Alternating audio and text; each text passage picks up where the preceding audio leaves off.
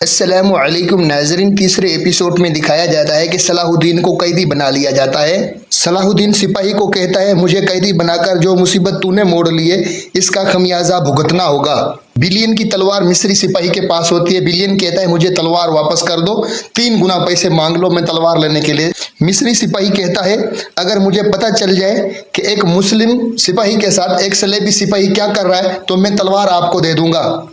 Billion कहता है, मुझे छोड़ दो, मैंने कहा भी है कि मैं कोई सिपाही नहीं हूँ। मिस्री सिपाही कहता है, तुम लोग और ये तुम्हारी तलवार सब मेरे बंदी हैं, महल में लड़ाऊंगा, जो ज्यादा कारामद रहेगा उसको वापस कर दिया जाएगा।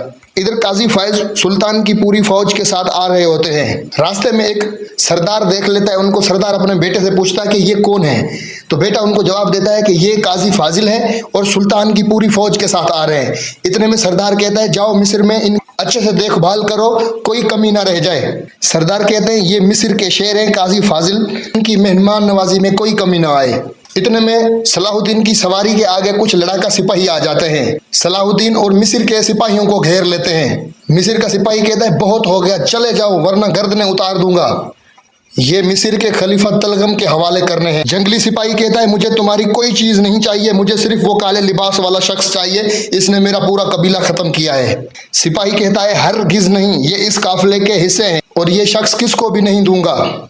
इतने में लड़ाई हो जाती है और मिस्री सिपाही उन जंगली सिपाहियों को मार गिराते हैं। दूसरी तरफ सलेबी किले में जमशेद मलिका के सामने खुशबू की नुमाइश कर रहे होते हैं और कह रहे थे, मैं आप लोगों का एहसान जिंदगी भर नहीं भूल सकता। मिस्र में सुल्तान नूरुद्दीन के सिपाही जंग की तैयारी कर रहे होते हैं। काजी फाजिल को कहते हैं, कौन ये काम करेगा।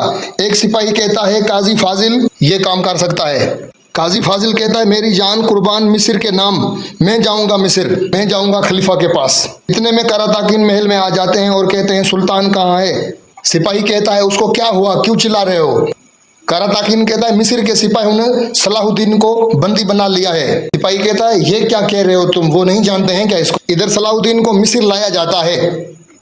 मिस्र का वजीर शमसा को कहता है, अपनी बात की पक्की हो तुम। यहाँ तक खलीफा की जोजा को भी अपनी सुरीली आवाज नहीं सुनाई तूने। शमसा कहती है, मैं आजाद हूँ फिर भी कैदियों की तरह रह रही हूँ इधर।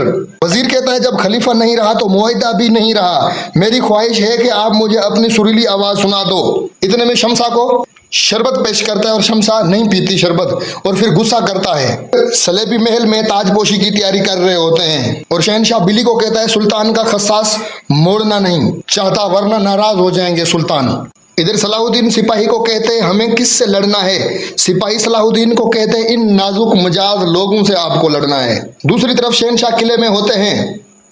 एक सिपाही किले में आता है और शहनशाह को कहता है, नूरुद्दीन आ रहे हैं। शहनशाह कहता है, जाओ इस्तकबाल करो उनका। सिपाही कहता है, वो ताजपोशी की रस्म के लिए नहीं आ रहे हैं, वो जंग करने की ख्याल से आ रहे हैं, पूरी फौज और पूरा काफिला लेकर आ रहे हैं। तो दोस्तों, ये आज की वीडियो इंशाल्लाह